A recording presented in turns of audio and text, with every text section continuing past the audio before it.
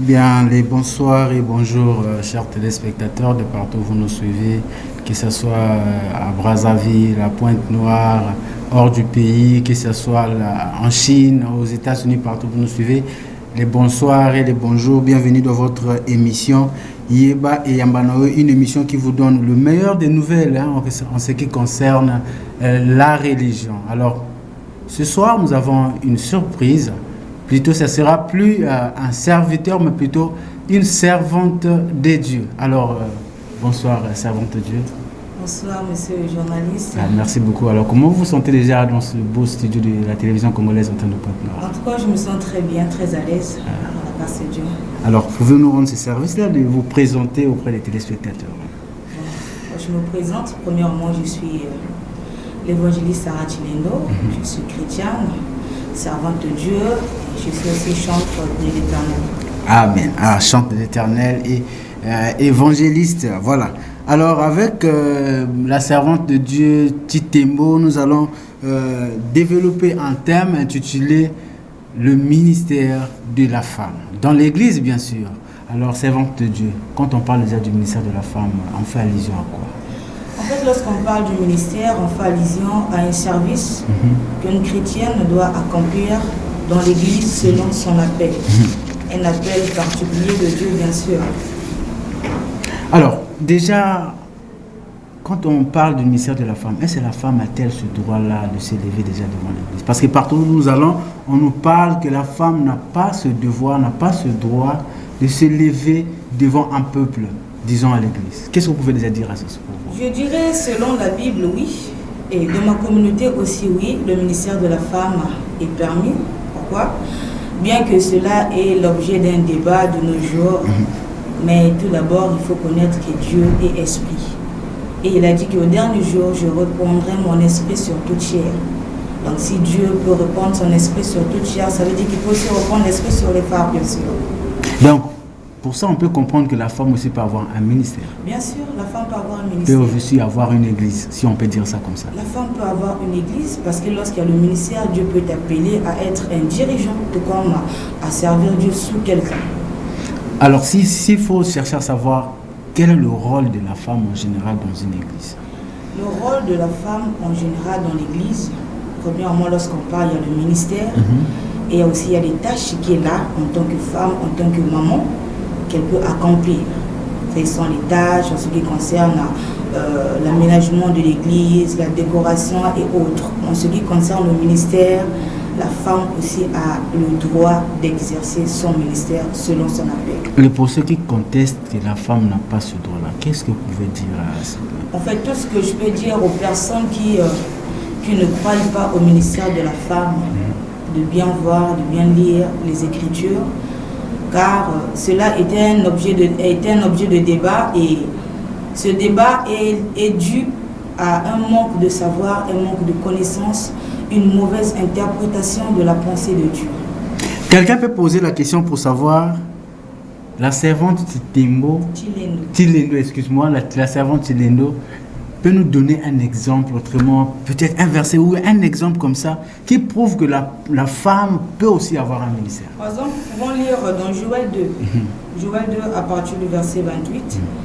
On peut aussi lire dans Galates 3, le verset 27 jusqu'au verset 28. Si vous pouvez nous lire un verset. Nous allons lire la parole de Dieu. Chers téléspectateurs, vous pouvez aussi participer via ces deux numéros affichés au bas de votre écran. Le MTN, c'est le texte. Vous pouvez nous écrire par un message simple et par WhatsApp aussi. Et le RTL, vous pouvez nous appeler pour participer. Si vous avez une question à poser à la servante de Dieu ici présente, vous pouvez appeler afin qu'on vous donne la réponse appropriée à votre question. Merci. Par exemple, le verset 28 de Joël nous dit Après cela, je répandrai mon esprit sur toute chair. Vos fils et vos filles prophétiseront. Vos vieillards auront des songes et vos jeunes gens auront des visions. Alors, s'il faut interpréter ce verset, on peut interpréter ce verset. Mais lorsqu'on parle déjà de je répandrai mon esprit sur toute chair, il s'agit de Dieu qui répand son esprit sur toute chair. Or, lorsque Dieu répand son esprit sur la chair, sur une personne, c'est à lui d'utiliser la personne. Il est Dieu. Il est capable, il peut t'emmener, t'utiliser quand il veut, comme il veut. Cela dépend de lui. Cela ne dépendra pas de la personne qui subit, mais de Dieu qui utilise. Donc, s'il faut comprendre dans ce contexte-là, donc, entre ceux qui croient que la femme peut avoir un ministère et ceux qui ne croient pas, c'est cette différence-là. Moi qui suis, je suis non chrétien, je ne prie pas. À qui je veux croire en ce moment? En fait, le plus important, c'est le nom de Jésus qui nous réunit. Mais par contre, on nous fait savoir que le nom de Jésus ne peut pas être, disons, cité par une femme. Du genre, se mettre devant la chair, parler à un peuple. Si je peux prendre toujours l'exemple dans la Bible, tous nous connaissons l'histoire de la femme samaritaine, cette femme qui a eu la grâce de parler avec Jésus, quand même elle n'était pas digne par rapport à sa vie et tout. Et lorsqu'elle a écouté la parole de Dieu, elle était la première. Jésus peut-être devait travailler dans cette ville, mais Jésus n'a pu travailler parce qu'il y a eu une femme qui a compris. Et elle est allée évangéliser. Il n'y a pas que la femme samaritaine, il y a aussi Marie, Magdala et ces autres femmes-là qui, après la résurrection de Jésus, ont été les premières à aller découvrir que Jésus-Christ était ressuscité. Est-ce qu'en ce temps-là, les gens ont refusé de croire parce que c'était la femme qui a annoncé?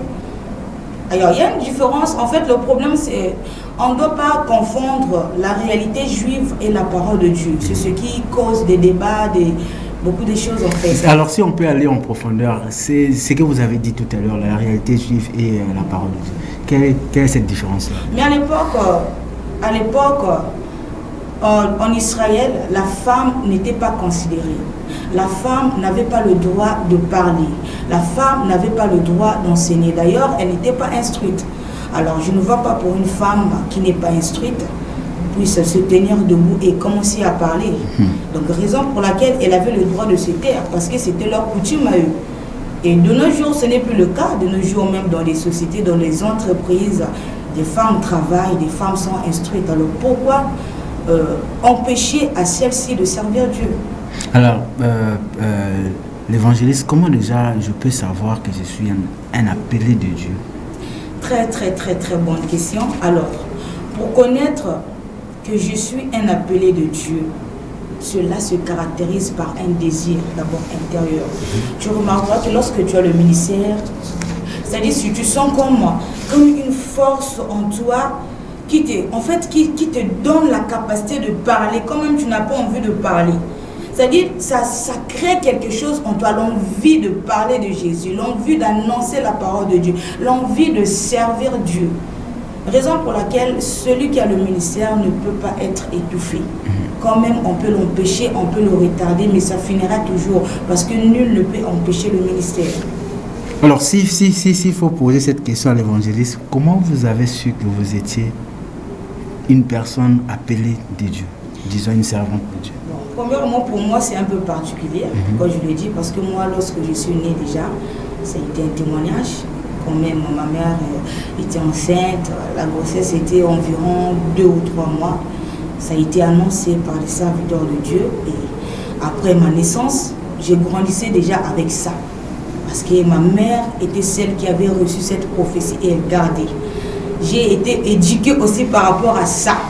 Et lorsque j'ai commencé à grandir, j'ai intégré le groupement des chantres, parce que j'ai commencé à chanter depuis l'âge de 8 ans. J'ai chanté déjà les codimes, après les codimes, j'ai rejoint la chorale et ainsi de suite. Alors bien que j'étais à la chorale, je savais que j'étais appelée à annoncer l'évangile de Dieu, non seulement par la chanson, mais par la parole. Ça, c'était déjà en moi. Donc quand tu as le ministère, tu ne vas pas attendre que les autres puissent te le dire. Toi-même, tu vas sentir. Tu vas sentir un ardent désir, c'est-à-dire d'accomplir, de se mettre au service de Dieu. Quand même les moyens ne te permettent pas, mais de toi-même, En fait, c'est comme une personne qui a pris de l'alcool. Il fait des choses, parfois, qu'il ne contrôle pas. Mais c'est poussé par l'Esprit de Dieu parce que la chose est en toi, en fait. D'accord. Donc, dans ce contexte-là, on comprend que... Et s'il faut aller plus encore en profondeur pour dire... Vous êtes derrière une personne, autrement vous avez votre église. En fait, moi je suis d'abord de la communauté et je veux profiter de l'occasion, je vais saluer mon père spirituel, le bishop Hilver Makangila, celui qu'on appelle l'homme de Bishima. Notre église mère est à Brazzaville, à Makele-Kele, Mundongo. Et ici à Pointe-Noire, je travaille, je sers Dieu à côté d'un prophète. Le prophète bienvenu Kimbembe. Donc je travaille sous quelqu'un, je travaille de la communauté. Alors, la servante, comment déjà une servante, autrement dit un serviteur, vu que vous êtes une femme, je dirais une servante, peut avoir en fait sa conduite, s'il faut dire ça comme ça, la conduite d'une servante de Dieu vis-à-vis de l'Église.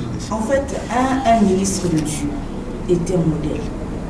Raison pour laquelle lorsque l'apôtre Paul a parlé à Timothée, il a dit tu dois être un modèle en parole, en amour, c'est-à-dire par ta conduite. Lorsqu'on est un homme de Dieu, on est comme un miroir. C'est vrai que nous ne sommes pas parfaits parce qu'il y a des failles, il y a des hauts et des bas, mais tu dois t'efforcer à atteindre la perfection. Car Paul a dit, soyez mes imitateurs comme je le suis pour Christ. Alors si toi tu imites Christ, tu dois refléter la vie de Jésus-Christ en toi. Je vois. Alors la servante de Dieu, moi je suis non-croyant, je viens de votre église, je ne crois pas au ministère de la femme, je reviens sur ça. Je trouve que l'église est conduite par une femme, que vous êtes, et je cherche à quitter l'église parce que vous êtes... Imagine que c'est moi qui vais quitter cette église. Qu'est-ce que vous pouvez me dire? On vous donne 3 minutes de parler à ce peuple qui ne croit pas au ministère de la femme. Parce que nous sommes nombreux ici dans la ville en particulier, en général je dirais dans le monde entier. Parce que partout là où nous allons, non, la femme n'a pas ce droit. La femme ne peut pas. La femme n'a pas, disons, ce pouvoir-là.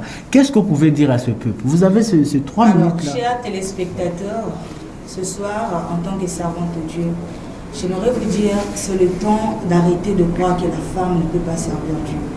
C'est le temps d'arrêter de croire qu'une femme ne peut pas diriger une église. Ne confondons pas le service de la femme à la maison. Je suis servante de Dieu, je suis ministre à l'église, j'exerce comme étant un ministre de Dieu. Et quand je suis à la maison, par exemple si je suis une femme au foyer, je suis sous mon mari. Je suis mère de mes enfants. J'accomplis toutes les tâches qu'il faut. Mais quand je suis à l'église, c'est l'esprit. En fait, lorsqu'une femme se lève pour prêcher, ne regardez pas le corps. Regardez l'esprit qui est en la personne. L'esprit qui utilise la personne.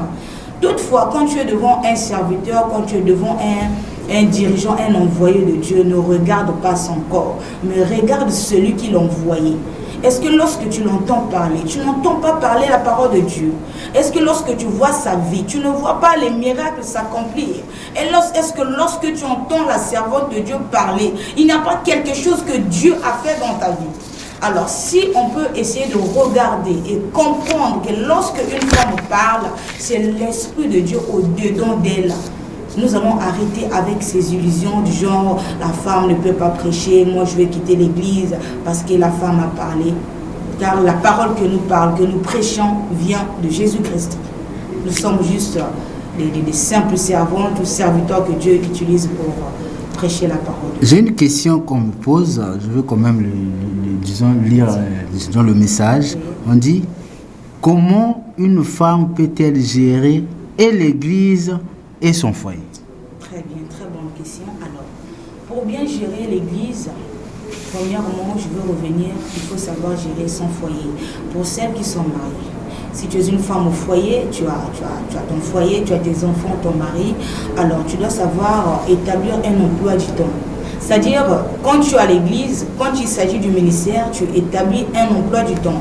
Et lorsqu'il s'agit du foyer aussi, ne mélange pas les choses. C'est-à-dire, ce qui concerne le ministère, concerne le ministère. Et ce qui concerne le foyer, concerne le foyer.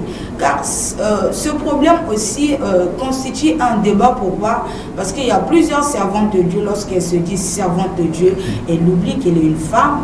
Pour son mari peut-être, elle oublie qu'elle est une mère pour ses enfants, elle oublie qu'elle est née parfois d'une famille. Oh, la grâce que nous avons est juste une grâce, mais nous sommes nés aussi d'une famille, nous avons des responsabilités aussi, donc c'est très important de bien gérer ce temps-là, c'est possible. Une deuxième question, est-ce qu'une femme, une servante non mariée peut-elle conduire une église?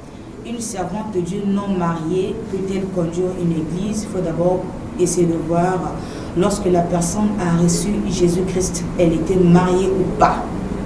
Alors, si elle n'était pas mariée, lorsqu'elle a reçu Jésus-Christ, et elle vit dans la débauche, elle trouve un mec ou un mari, du genre, une relation qui n'est pas légale, moi je dirais, ce n'est pas à moi Effectivement. Ce n'est pas à moi en fait de juger, mais toutefois cette personne doit écouter Dieu et par rapport à sa vie parce qu'elle est un modèle. Moi je ne pourrais pas juger parce que je ne suis pas Dieu, c'est Dieu qui l'a choisi. C'est comme on peut dire, est-ce qu'un homme qui n'est pas marié peut gérer une église? C'est Dieu qui appelle et c'est Dieu qui voit toutes ces choses-là. Donc c'est à Dieu de régler, moi je ne peux pas juger.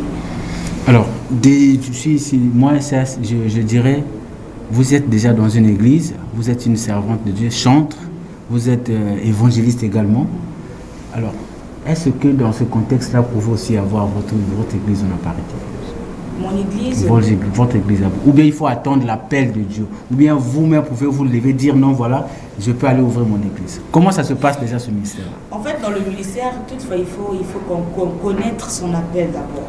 Parce que plusieurs serviteurs sont en train de chuter ou encore s'éteindre. Pourquoi? Parce que quand tu sens que tu prêches bien, quand tu sens que dès que tu pries pour les malades, il y a des guérisons, tu te dis je peux aller ouvrir mon église. Or qu'il y a des ministères où toi tu es appelé à être sous quelqu'un. Donc dès que tu te déplaces, dès que tu quittes ce contexte-là, c'est fini pour toi. Donc je dirais, moi personnellement, je ne peux pas prendre la décision de quitter ma communauté et aller ouvrir une église. Ça veut dire si Dieu m'a appelé d'aller ouvrir une autre église en dehors de ma communauté, Dieu parlera à mon Père spirituel. Et même si Dieu ne parle pas à mon Père spirituel, il me parlera. Mais tout d'abord, avant de quitter, il y a des critères. Il y a des choses que je dois respecter. Je ne veux pas créer une dispute avec mon Père pour dire bon, Dieu m'a parlé, je dois aller créer mon église. Non. Parce que dans les choses de Dieu aussi, il doit y avoir de l'ordre. Servante de Dieu, comment ça s'est fait? En fait, comment ça s'est fait? Aujourd'hui, vous êtes évangéliste. Bien que vous avez reçu ce message, ce ministère, qu'est-ce qui s'est passé? Est-ce que vous avez été consacré ou bien qu'est-ce qui s'est passé? En fait, j'ai été consacré. Ce qu'on appelle aujourd'hui la consécration, car Dieu a dit à Jérémie, j'étais choisi, j'étais consacré depuis le sein de ta mère. Donc lorsqu'on est serviteur, on est servante, la chose se passe avant que la personne vienne au monde. Mais très souvent, c'est lorsque les gens viennent au monde, parfois on oublie notre mission et on rentre dans des choses pas bien. Et gloire à Dieu pour ceux qui se rattrapent et malheureusement pour ceux qui ne se rattrapent pas. Donc je dirais oui. Mon ministère est reconnu par mon Père spirituel. Je ne me suis pas levée d'un bon matin comme ça et me proclamer évangéliste. C'est approuvé par mon Père spirituel et dans ma communauté. Il y a l'évangéliste, il y a le pastoral, il y a le docteur, ils sont, je ne sais pas au nombre de... Il y a 5 ministères. Comment vous avez su que vous étiez évangéliste? Comment on peut vous reconnaître? Su que j'étais évangéliste, je dirais... Moi, je savais que je devais prêcher. Voilà, on pouvait appeler aussi pasteur, on pouvait vous appeler... Comment est-ce que j'ai su que j'étais évangéliste? Premièrement, ce n'était pas d'abord moi, parce que moi, je me disais, les évangélistes, là, ce travail-là est difficile. Moi, je dois être prophétesse et des trucs comme ça. Parce que quand je grandissais, je me disais que le plus grand ministère, c'était être prophétesse et tout. Et au fur et à mesure que je grandissais dans la connaissance de la parole de Dieu, j'ai commencé à comprendre que les 5 ministères, il n'y a pas un ministère qui est plus grand que l'autre. L'évangéliste sert Dieu dans son couloir, le pasteur sert Dieu dans son couloir, le docteur, ainsi de suite. Et comment est-ce que j'ai su que j'étais évangéliste? En fait, c'est à travers le message. On reconnaît le ministère d'une personne à travers le message. Donc, c'est à travers le message. On n'est pas évangéliste parce qu'on gagne les âmes. On n'est pas évangéliste parce qu'on organise des croisades. On n'est pas évangéliste parce qu'on peut ramener 15 personnes le même jour à l'église. Mais c'est un message. Le message qu'on a. Et disons comme ça, c'est quoi son rôle, l'évangéliste? L'évangéliste, en fait, l'évangéliste a le rôle de montrer le chemin de Dieu. Et je peux dire de pointer du doigt au péché sans recul. Parce qu'un évangéliste, lorsqu'il parle, c'est comme un engin, un caterpillar qui part, en tout cas, il casse tout, il n'est pas là. Lui, le problème, c'est d'arranger la voie. Et lorsque le pasteur vient, le pasteur doit arranger pour voir, parfois, lorsque l'évangéliste a prêché, parfois il a blessé des gens, ainsi de suite. Mais sinon que l'évangéliste lui montre la voie. Et ça vous pose pas problème, évangéliste, le travail? Comment ça se passe déjà avec ce travail? Si, imaginez que vous avez reçu le message de Dieu disant que toute cette semaine, vous serez à l'église. Comment vous gérez ça en fait? En fait, c'est un peu difficile lorsqu'on est employé quelque part. Ça, je vais l'admettre quand même, c'est pas facile.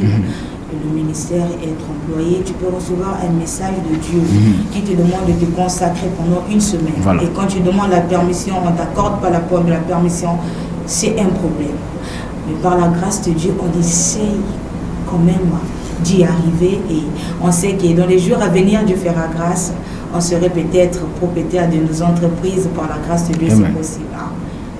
C'est pas facile. Alors, chers téléspectateurs, comme vous avez suivi, la servante de Dieu a donné vraiment en quelques lignes le rôle d'une femme dans l'Église. Bien que nombreux d'entre nous, moi personnellement, je ne sais pas, parce que quand on parle de part et d'autre, ça et là, on nous dit la femme n'a pas ce droit-là de se lever devant un peuple dans une église. Et voilà, la servante de Dieu nous a donné en quelques lignes quelques réponses en ce qui concerne le ministère de la femme. Servante de Dieu, on peut savoir où se situe l'église actuellement, où se situe l'église ici à Panthéon. Alors l'église est située à Ngoyo, derrière la commune, je dirais en construction ou inachevée si je peux le dire. Donc toujours au 5e croisement derrière la commune. Si on peut prendre l'avenue de la télé de studio qui est là tout juste à côté de la commune, au 5e croisement. Alors quel est le programme de l'église? Le programme, c'est que nous avons un programme comme suit. Les mercredis, vendredis, nous avons culte à partir de 17h30 jusqu'à 19h30. Et les dimanches, nous prions de 9h à 12h. Et nous avons aussi un programme que nous allons commencer le 1er jusqu'au 2 juin.